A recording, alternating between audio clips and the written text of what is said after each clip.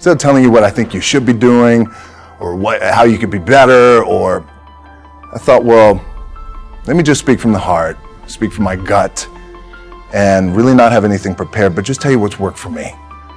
And maybe some of the stuff that's worked for me might work for you now, currently, presently, as you guys have your goals and ambitions, but then further on down the line, as you guys continue to live your life.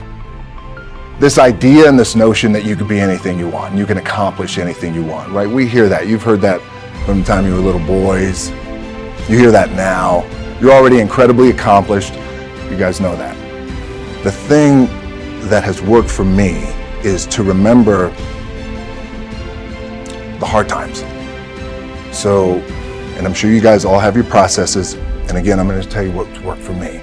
So before a big movie comes out, before, back in the days when I was wrestling with WWE, a WrestleMania match, anything big that would happen, I would always take a moment and I'd just remind myself, all right, I was evicted when I was 14. We were kicked off the island. We couldn't live in Hawaii. Had no place to live. A lot of shit happened then when I moved to Nashville. I was arrested multiple times by the time I was 16 years old. I would remember that, and it allows me then to be present in the moment and understand, holy, the stuff I have around me right now, this is the shit that I dreamed of when I was a kid. I am here. I played for University of Miami, played for great teams. Warren Sapp, Ray Lewis, they were my teammates. They were balling. Warren Sapp was playing tight end that time. I was starting defensive tackle. Yeah, they moved him over to D-line.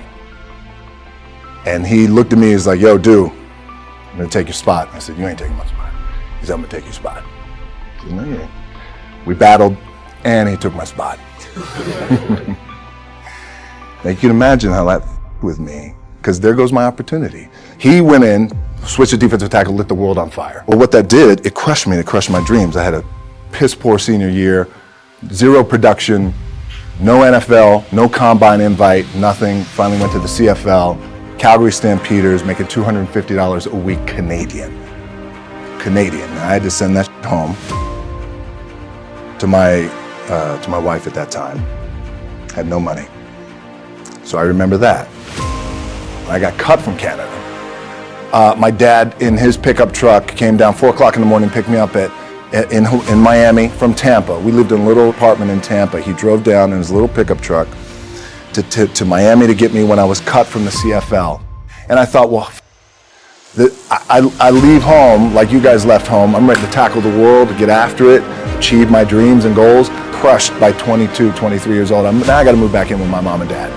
I played on great teams, though. Wait a second, this is not supposed to be my future. I'm supposed to be in the NFL right now. I'm supposed to be making a lot of coin and buying my parents, buying me, taking care of my wife, but it never happened. So I pulled out my wallet. I thought, well, let me see how much money I had. I opened it up. I had a 5, a 1, and change. Well, at least I rounded up to $7. But I thought, God, ain't this a bitch? I got $7 in my pocket. Where the f do I go now? What do I do? I can't go back to CFL. The point comes where you hear that voice, big runs open. You're done, right? So I heard that voice.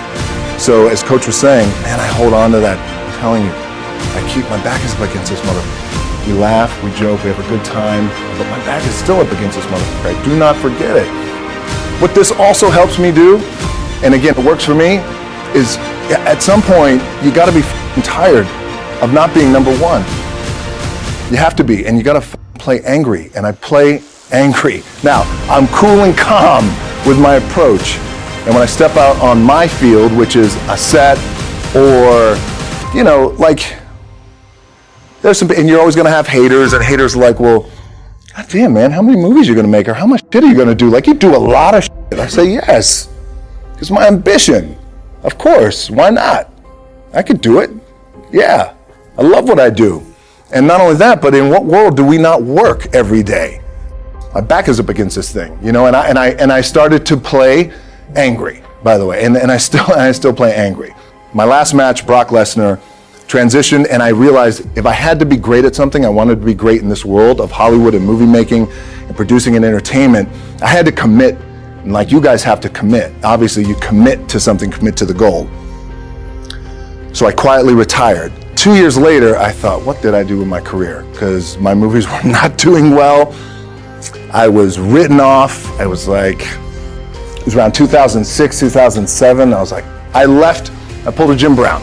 I left when I was on top, like number one in the wrestling business, and I left. It was a ballsy, gutsy, some call it stupid move, but I had to commit and I had to follow what was in my gut. What helps me is to keep the hard times in the front of my mind, because it allows me to go into these big moments that I've worked my ass off, and you guys have worked your ass off. It allows me to go into these big moments with a different perspective. What it also does for me, and again, this is what works for me. Like, my back is up against this mother. Every day, it's against this wall. But it's up against this mother, because it's what I believe in. And when my back is against this mother, then there's nowhere to go but that way. That's it. Doesn't mean you don't smile. Doesn't mean you don't laugh and joke, right? You're happy. I'm happy. I'm a happy guy. But when it comes to business and when it comes to executing, it's up against this. And I got to go that way. I don't give a who is in front of me. They're not going to stop me. The key for me was, where does it start? What's the anchor? What's the anchor? So I could have all these ambitions, and you guys have all these ambitions, which is great. It's important. I'll play this role, you'll play that role. I'll execute this thing, and it'll come out this summer. You guys will execute this thing during the summer, right, when it's time to really put in a lot more work. But the key with me is just always finding what the anchor is. And the anchor is getting up at 4 o'clock in the morning every day before anybody else, and grounding my thought process is in the no one will outwork me. No one. I love and I respect you guys. Motherfucker won't outwork me. All starts with this. 2 hands, putting in the work. As you guys know, there's nothing you can't accomplish. You're gonna go on, you're gonna become world champions. The key for me, what I think one of the keys is, remember where you came from, keep that in the front of your mind, and when shit goes bad and it goes sideways, a lot of shit does, you get booed out of the building, or you're coming through this injury, or people are writing you off, oh, you guys ain't, any of that, you gotta keep it in here. And it really has to, it should drive you, it should. It works for me, it should drive you. You got all the talent in the world, it's all here. Really the 2 things I wanna say are, you gotta be the hardest workers in the room, and don't f the opportunity up.